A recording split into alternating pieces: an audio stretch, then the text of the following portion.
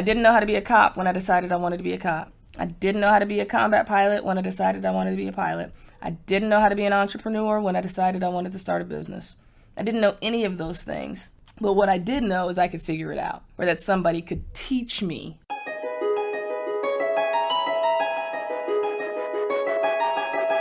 Hi, this is Moby. Welcome to The Fire Show.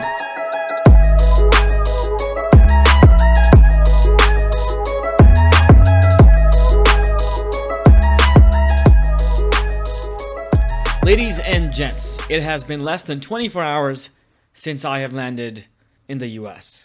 I am jet-lagged, sad to have said goodbye to a lot of the people that I saw during my trip. I'm also sad that I got fatter over the break, but hey, that's part of vacation. But I'm very, very happy to be back in your earbuds. Hello. So, let us do this by starting off with a story about Vernice Fly Girl Armour. Born in Chicago and raised in Memphis, Vernice wanted to be a cop since she was a young girl. She did that by taking a break from her college, MTSU, in Tennessee, and joining the Nashville Police Department, where she became the first female African-American motorcycle cop in the city. Vernice returned to graduate, and from there served as a police officer in Arizona. And then she joined the U.S. Marines. And then she joined the Naval Air Station in Florida, where she became number one in her class as a pilot. In her camp, after the Naval Air Station, she crushed it, being named Camp Female Athlete of the Year, winning the camp's annual Strongest Warrior competition, and serving as running back for the San Diego Sunfire women's football team. Later in Iraq, she would become America's first African-American female combat pilot. And now, after 14 years in the military, 2 deployments, 8 awards, she is a professional speaker, as well as a speaking coach. In 2011, she wrote her book, Zero to Breakthrough, the 7-step battle-tested method for accomplishing goals that matter. Today, she's sitting down with me, and we have a lot of discussion around quite a few things that I am curious about generally and that I was curious about given her background. Things like, what was a journey like from being in the military to becoming a speaker? How did that actually happen and why? The concept of deliberate practice, which is how would you get good at something that you don't know anything about to start with? Where do passion and guts come from? The idea of working for free at what you want to be doing in the future and then charging for it once you're good at it. And lastly, how not making a decision is actually a decision because someone else made that decision for you. I hope you enjoy this episode. If you want to connect with Vernice, please go to vernicearmour.com or just tweet her at Vernice Armour. Or, look her up on YouTube, Vernice Fly Girl Armour, where you can also see her keynote speeches. If you enjoy this episode, please let me know at Fire Show Podcast or at Not That Moby. You can also tell me you hated it, and I will do something about that. Anyway, ladies and gents, enjoy.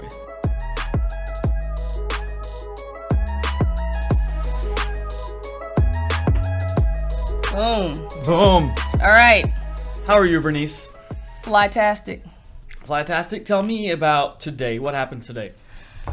What happened today is I landed about 12:05 at the Austin International Airport. My bud Caroline picks me up. I got a few hours sleep, and we got over to, what was the place called? Duo Works, which is a co-working situation, kind of like Galvanize, which is where we are now. It's all about the collaboration and people in the incubator. But about 25, 30 folks came out to hear about making a difference with your message and monetizing it as well. I was there. I really enjoyed it, and I'm glad I got a chance to get the context of your story before interviewing you, because now we can go in deep. But before, for the people listening, just a 2-3 sentence. Who are you? Well, and give it to them like that. It all started out at the age of 4. Or let's start with 5. There you go. I basically went from beat cop to combat pilot in 3 years. Ended up going on 2 tours in Iraq. Became America's first African-American female combat pilot. People asked, Vernice, how'd you do this? How'd you do that? And what I figured out is everyone wants to make a breakthrough. A lot of people just don't know how, right? So I wrote a book. When I got out with my business, I started talking about creating the breakthrough and acknowledge the obstacles. Don't give them power. But there's an absolute process to becoming successful, and success leaves clues. So I like to talk about the process because people aren't going to go out and shoot missiles over a desert or run down the street brandishing a gun. But I can absolutely talk to them about the process of being successful, the exact steps that I took to get to where I am today. I like what you said before, which was there are only 2 ways to being successful. Yep. What is starting? 100%. There are only 2 ways to succeed. A lot of folks will say, oh, there's a million ways to skin a cat. There are only 2 ways to succeed, though. First time or again. Or again, or again, or again. However many agains it takes, right? But the secret, the success is in the reattack. I totally agree. We start off something, for example, you talked about when you were 6, you wanted to be a cop on a horse. Right. And later on, you wanted to be a pilot. And then there was something Right. in your gut which said, I want to be a speaker. Right. When you had those, or when people have those moments, they don't start off by being good at it. They start That's off by right. being terrible at it. That's right. So bad that they don't want to tell their friends or their right. family. Because, and this has happened in my life, and You're I see so this right. a lot. We're more afraid of failing in front of people we love than the actual act of failure. That's absolutely right. Think about it. The person that trips. What's the first thing they do? When you trip walking down the sidewalk, what's the first thing you do? Who saw that? Who just saw me Yeah. fall flat on my face? That's exactly. It's not, did I tear my skirt or my trousers or rip a hole in my leather purse? Who saw me fall? Mm-hmm. That's deep. You're right, Moby. Yeah, You're right. I think over time we have to condition ourselves to that. We're gonna fail eventually, and we're gonna make a fool of ourselves. And it Failure's just doesn't- fertilizer. Yeah. Failure's fertilizer. The faster you fail, the faster you succeed. I mean, I think about learning to play golf, right? I loved golf, but I wouldn't even say I was good at golf. I had a whole lot of learning, becoming proficient to do before I could get out there and just keep up with my buds. Because, I was out there, I was working. I said, well, what do I love to do? I love to play golf. I love to snowboard. But I was super rusty, hadn't played in years. And it felt a little uncomfortable and embarrassing to get out there and play with my friends and have to pick up my ball. But I decided, you know what? They started in this place at one point too. And so many of us don't want to hold people back, right? So what did I do? I got lessons. I went on some golf intensives. And I forced myself to play with my buds. And when I needed to, I picked up my ball, right, to keep the game moving. But I stayed in it. And eventually, I got good. And I played at Pinehurst, course number 2, the day after it opened, 2 months after the U.S. Open, that where greats had walked down those links. And I finished with the same ball I started with. Boom. Boom. Look at that. Yeah, it was amazing. Okay. And so these kind of themes, they happen in phases when you go after one thing in your life for a while, like you did with the cop, and then joining the Marines, and then becoming a speaker. Yeah. In terms of starting that off, which is you deciding that you're going to pursue one of those 3 at different points in your life, what is that gut feeling for you? Is it something that, hey, I could do this, and then you nurture that feeling, or more of a, I want to do this right now, and I'm going to make everything happen for it? It was something in the middle. It was something in the middle. Okay. It's, I want to do this. That's it. Versus, I want to do this and I want to do it right now. It wasn't necessarily that, but it was absolutely, I want to do this. I didn't know how to be a cop when I decided I wanted to be a cop. I didn't know how to be a combat pilot when I decided I wanted to be a pilot. I didn't know how to be an entrepreneur when I decided I wanted to start a business. I didn't know any of those things. But what I did know is I could figure it out, or that somebody could teach me how to do it. The how did not become the end. Not knowing how did not become the end. Real quick, this woman wanted to interview me on risk. She said, oh man, you're a risk taker. My community, my tribe's all about risk and women taking risks. I'd love to interview you. Okay, great. So after we do the interview, the recording is stopped. She says, can I ask you a couple questions just personally? I was like, yeah. She's like, well, I'm trying to make a decision. I've been a life coach and I absolutely loved it, but I couldn't pay the bills on that. I've done real estate and it was great, but then the crash happened. And another thing I absolutely loved is I helped older people downsize after the kids have moved out and they're ready to retire and have a smaller life. She said, but I can't decide which one I really want to do. And I said, okay, well, but which one do you really want? Like, if you could just choose one, and it sounds like you just want to choose one, which one is it? She's like, yeah, but I don't know. I said, all right, if you had $20 million in the bank and you had to choose only one to get access to the 20 million and you had to do that for the rest of your life, you could not change your mind, what would it be? I'd be a life coach. I said, okay, so why isn't that the answer now? She's like, well, but I didn't know if I could make that work. Yeah. I had to stop right there. I remember I was walking on the street in San Francisco, climbing a big hill. Of course. I was going to say a big ass hill, but huge hill. And I said, wait a minute, because my brain had to process it, because I'd never thought about achieving a goal from what can I do perspective.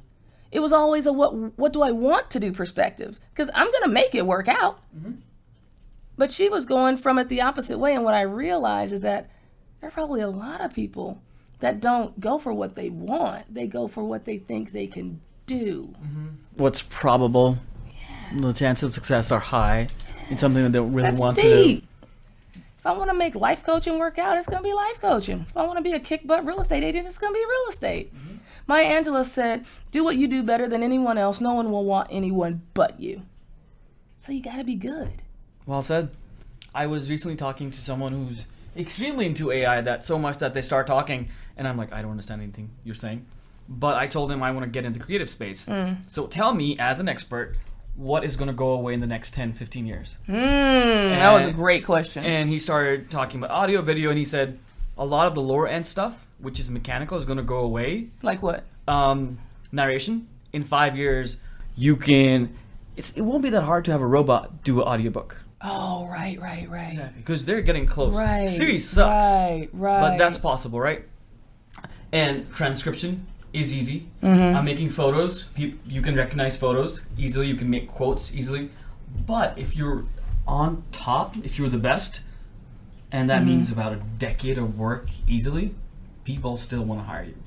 So getting on top. And it's hard to really imagine that. That you as a person who, like everyone else, has insecurities, has fears, has a shit ton of problems, that you can be the best in anything.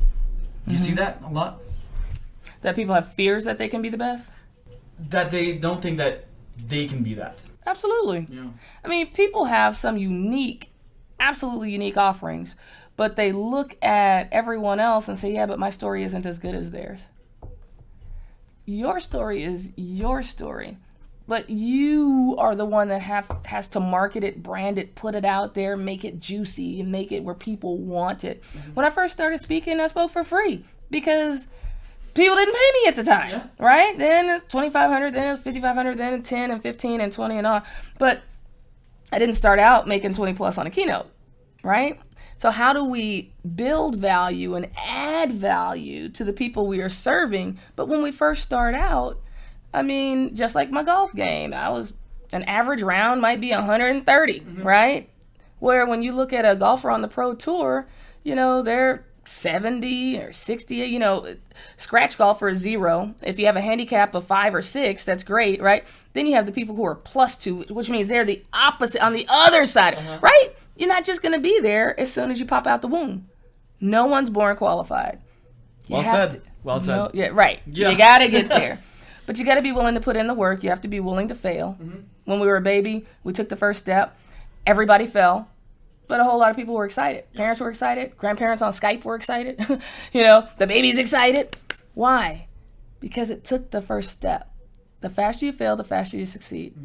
Now, say the baby said, I just failed. I just took a step. I fell flat on my ass.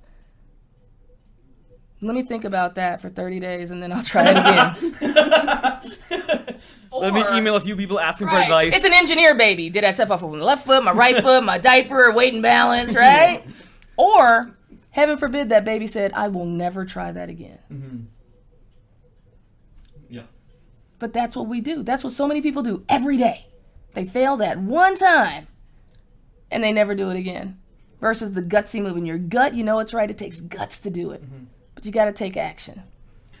So talk to me about the role of coaching in that action. So if I want to get good at something, I'll do it for 1-2 months, and then I'll read some books, do some YouTubing or whatever. And you mentioned this, that everything you've done in your life, at some point you've been coached. How important is coaching, or can I just do it alone? It's huge. And can you do it alone? Yeah, absolutely. Do I recommend it? No. Because coaching is a catalyst. Period, end of story. When I was getting out of the Marine Corps and I knew I wanted to be a speaker, and I don't even call myself a speaker anymore, I'm a messenger, because I am sharing a message. You know, it's so much bigger than I am going to tell you something. It's how are we having a two-way conversation? I listen to the audience, right?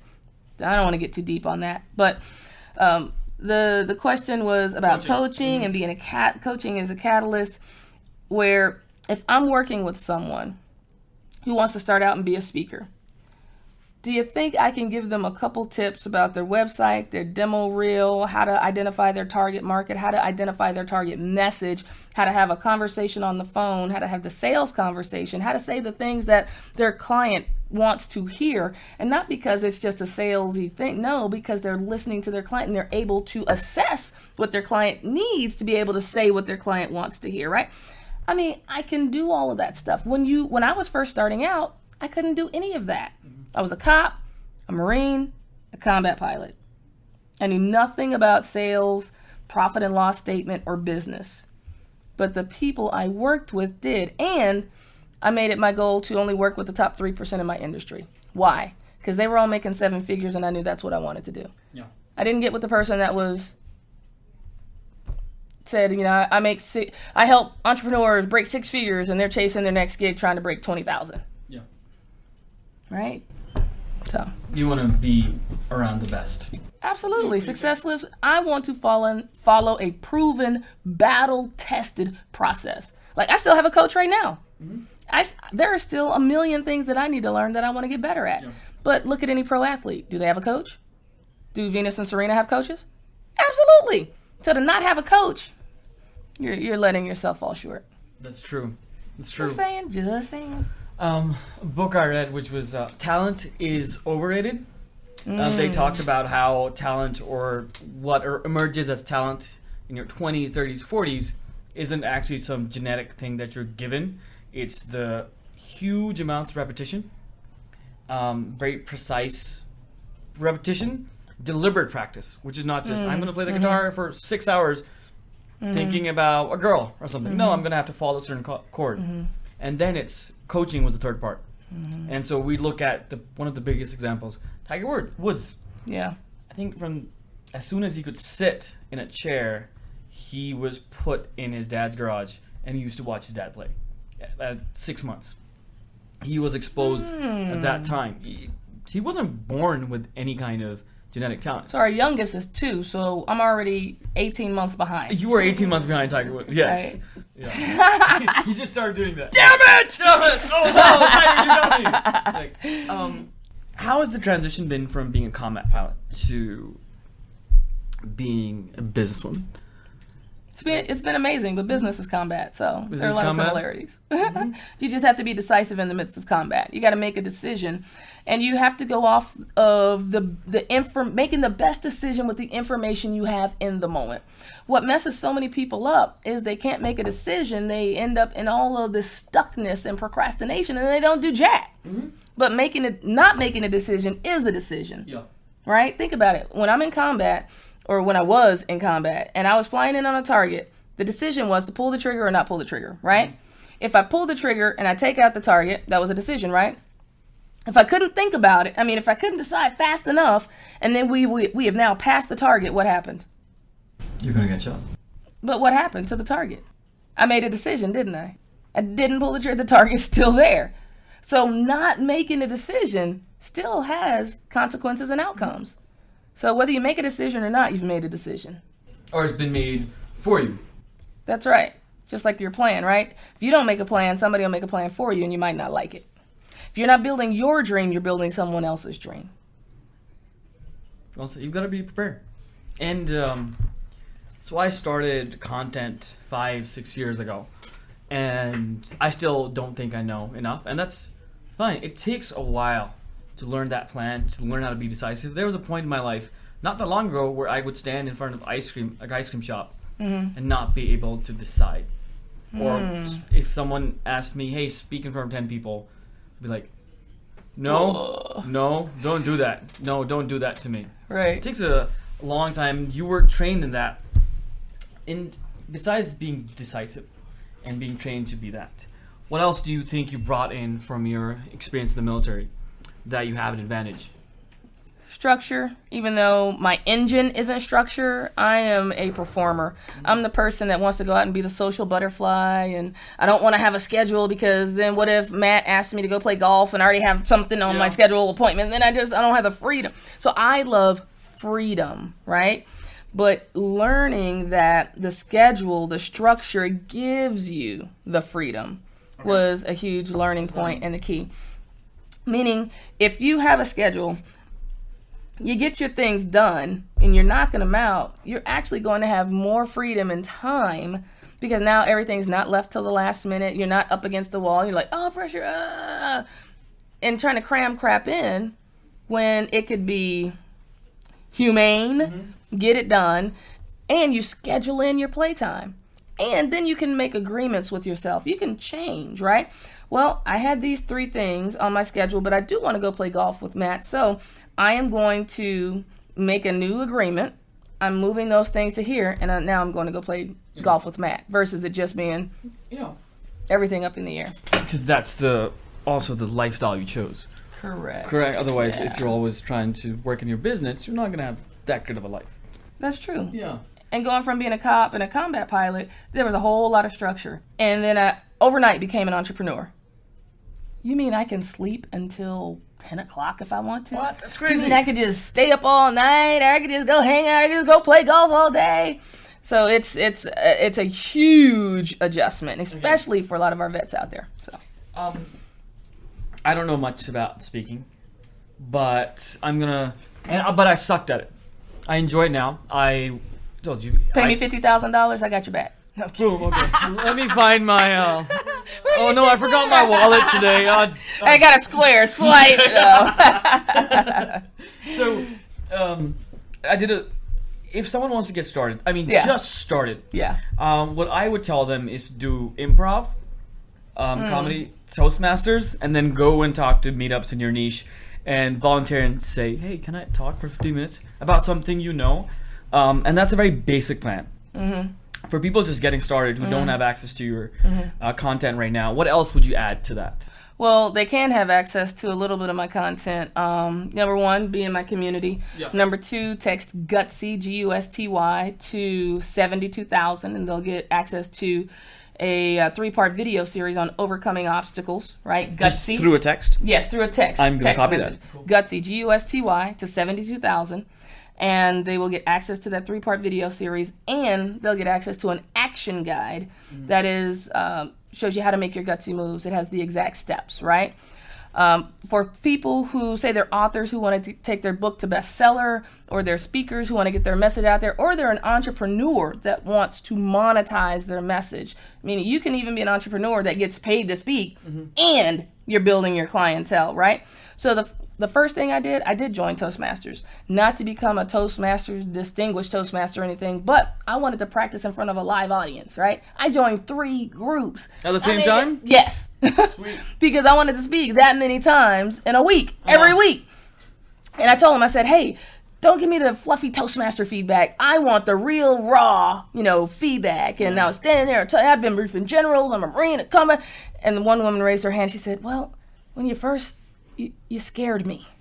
Oh, because you're like in their face. Right, exactly. So Toastmasters, I know, right? So Toastmasters absolutely helped me, because I was able to work on new material in front of a live audience. I did get coaching. I did look at things online. I did hire. I remember my very first coach that I hired was $10,000, and I remember saying to myself, I need what she has so much. I am willing to speak 4 times a month for $250 a gig to get the $1,000 to pay her $1,000 a month. And I asked her if she would take payments.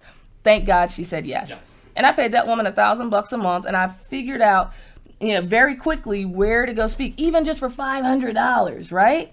But for some people, that's life changing. $500 twice a month is $1,000. that is a huge impact for some people, right? What's another thing? You got to hone in on either your target or your message, right? Some people want to help, say, women who have been abused, or they want to show folks how to do hunter-jumper, with equestrian horseback riding. Some folks show people how to market and do branding. I show organizations how to accomplish the mission with their people. One mission, one goal, one team. That's why corporate America brings me in. Employee engagement with the leadership. There are no ground controllers in life. You are your ground controller, right? Get gutsy leadership. But when people have a problem and someone's talking to another decision corporate maker, they're talking about teamwork or leadership, they're like, oh, you need Fly Girl. If your website says I do customer service, employee engagement, all these things, oh my God, I can talk about so much. You're an expert at nothing. You're a family practitioner seeing 1 million patients a day versus a world-renowned brain cancer specialist. Absolutely. Now, you're not going to get the person that has a broken leg. You're going to miss out on that business. But when people know you for your thing, that's when people will pay you because they want you. Very true. There's a great article on how things spread are contagious. And one of the 5 pillars, I can't remember the other ones, but one of them was specific. That's right. Which is if I know something specific, even if it's not for me, and you are talking about a certain need, I can be like, hey, wait, talk to that person. That's exactly right. So being specific, knowing your market and what value you're giving them, and getting trained. I mean, I'm talking to you and I can tell you have been coached and you're very good at it, and I can see the tactics working. Well, even Napoleon Hill, right? Specialized knowledge. Think and Grow Rich, written back in 1936. And still so popular. Right, and I've read that book however many times because I learn something every time I read it. But there are a lot of folks out there not reading a single thing. In order to succeed, you gotta read, folks. Seriously. Seriously. What's your favorite book right now? Oh, God. I know. Oh, your favorite food, your movie. Oh, my favorite food is sushi. Hands down. Would eat it every day. Oof. Okay, I can't just pick one book, so I'm going to say 2. Blink by Malcolm Gladwell. Yes. Absolutely amazing. I got to do another one. Tipping Point. Absolutely amazing. You touched on it. The repetition, right? The 10,000 hours is what he talks about in the book. And The E-Myth by Michael Gerber. The E-Myth. I've heard of that. The E-Myth stands for not like internet or anything. It's entrepreneurial myth. So many people are working in their business versus working on their business, right? You got to learn. And that, to me, is my gift with folks in the whole speaking, digital, getting your message out there thing. Can I be dynamic and deliver from the stage? Yeah, clients love my energy and how I engage. And no, I'm not a boring speaker. But how I grew my business and my brand was all the stuff in the back office, right? All the things that built the business and created a $25,000 keynote. Absolutely. So building out that process consistently and hiring people to take care of it. The team is huge because you can't do it all by yourself. No. You can't. You start off thinking that, and then you're like, nah, I can't do this. Oh, but this is critical. This is critical if you're listening to this. This is absolutely critical. Everybody wants to go out and hire someone to sell them. I just want to speak. I just want to do my gift. I want somebody else to sell me. If you can't even sell yourself, how are you going to teach somebody else how to sell you? What is your unique selling proposition? What makes you different? What differentiates you from the rest of the market? I can sell my butt off. I could close as long as somebody has the money. Even if they don't, they will go out and raise the money or increase their budget and come back again. But if you can't close the sale, how can you expect someone else to close the sale for you? So that's a huge one. Get out there, figure out how to close the sale for yourself. Record every single sales call, right? Freeconferencecall.com, Uber, whatever. Then once you've nailed it down, now you can bring somebody else on and they can sell you. Yeah, until you understand the process yourself. Right. And you can understand everything that can go wrong and document that. Right. You can't tell. Well, it's a self-discovery thing, too. Yeah. Then you figure out what works. And I heard stuff in people's head. Oh, you'd be great for Black History Month. You'd be great for veterans. Yeah. But does your company have a leadership conference? Does your company have a sales conference? And I was able to get people out of putting me in that box of being a woman or Black or, whatever. I'm like, so I only get 2 months a year and a white guy gets all 12? right?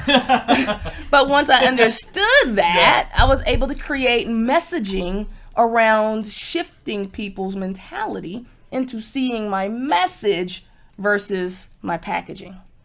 I love that. Vernice, thank you. Moby, This you've been awesome. Absolutely. At Vernice Armour on Twitter, Facebook, Vernice Fly Girl Armour. Again, gutsy to 72,000. And I look forward to being in contact with everybody out there. I appreciate you, bud. Boom. Oh, wait. What? Gutsy Speaker Live, December 7th through 9th. Oh, boom. GutsySpeakerLive.com, folks. Come on. Monetize your message. Monetize your message. Learn how to get the gigs. Learn how to get that speaking fee. Get your book to bestseller. Yes. And for my entrepreneurs, monetize your message. Sell. GutsySpeakerLive.com. December 7th through 9th. Atlanta. Boom. Stay gutsy.